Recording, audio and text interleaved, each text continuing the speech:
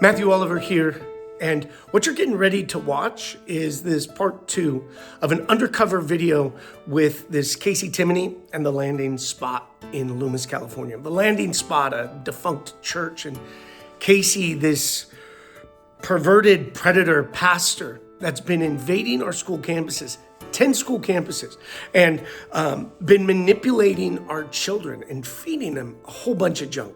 In Undercover video 1, they showcased this Casey talking about low-hanging fruit, your children, my children, talking about multi-generational relationships, encouraging our kids to lie to parents, to withhold truth. And then when the parents don't go along with his perverted plan, then he reports them to child services.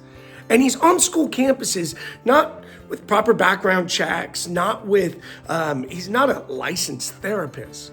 And him and his team, but they're on these school campuses where in the middle of a school day, they can take your children into rooms without parents' notification, without faculty involvement, into locked rooms with no windows where who knows what's going on. Now in video 1, you'd think that's enough outrage. And in fact, I talked to psychologists who said, when he's talking low-hanging fruit, right here it's suggesting grooming or multi-generational relationships. It sounds a lot like pedophilia, and what's going on is not okay.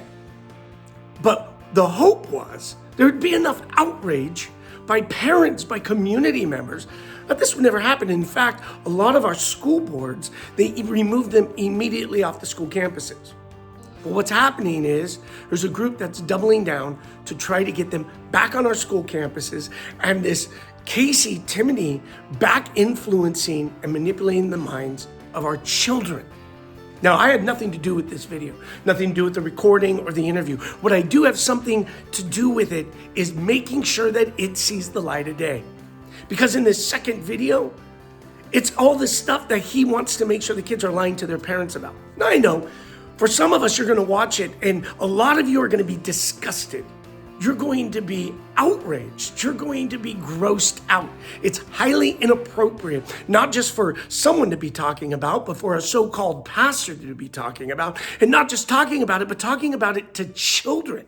At one point in the video, he says, yeah, we encourage these men, boys, to, that's his multi-generational relationships happening right there.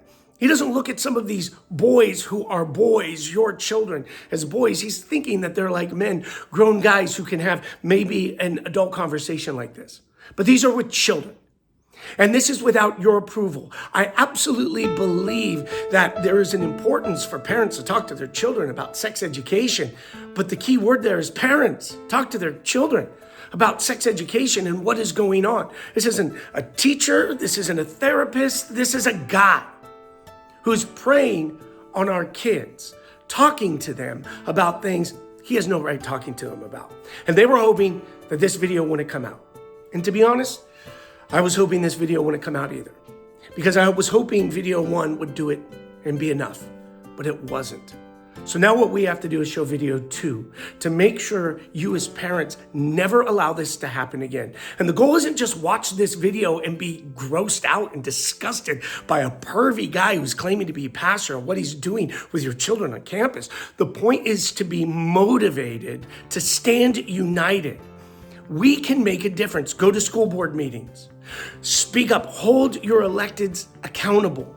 But our goal right now is we got to make sure this perverted Pastor Tinnin never gets allowed on the campuses and that the Landing Spot never gets invited back. And for that, we need your help. So watch this video and then let's join together and let's make a difference so that we are keeping Placer County awesome.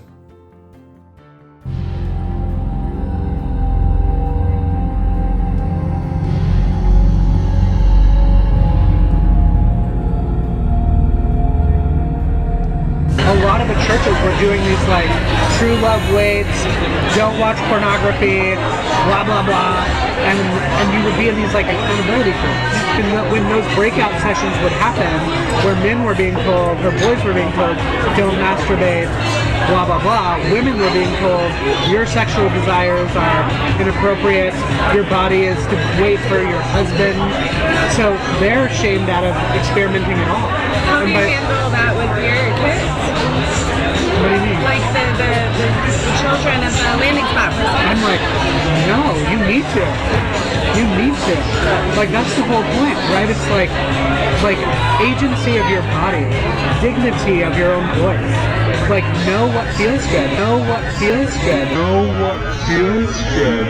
Know what feels good. Can, like, advocate for yourself, right? Like, this is what we are trying to empower young people to do. When I was a youth director in Auburn, I did like a Ask the Pastor Anything night. And so one of the boys says, so I was at this other church and, excuse me, they said masturbating is a sin. What do you think? I'm like, all my like high school boys leaning. You know, it was just like, They're like tuning the frequency. yeah. Like quieter than they've ever been. And I was just like, your body is your body. And it is important for you to know what you like. And also though, the thing that for me is, pornography is fine, but you must understand that it's not what real sex is like, and we should not treat people like objects. So those boys left YouTube faster than any night I'd ever seen them. And They left? After church, normally they'd stick around and fuck around, you know, play basketball. No, they all went home. And one of the adults noticed, and older lady, she said, "You just made those kids' parents' water bill go up by at least $20." And I just bursted into laughter, you know. She's like, "You're breaking people. You're breaking people." Well, maybe they should have went home together. Right? Could have been more fun. Yeah.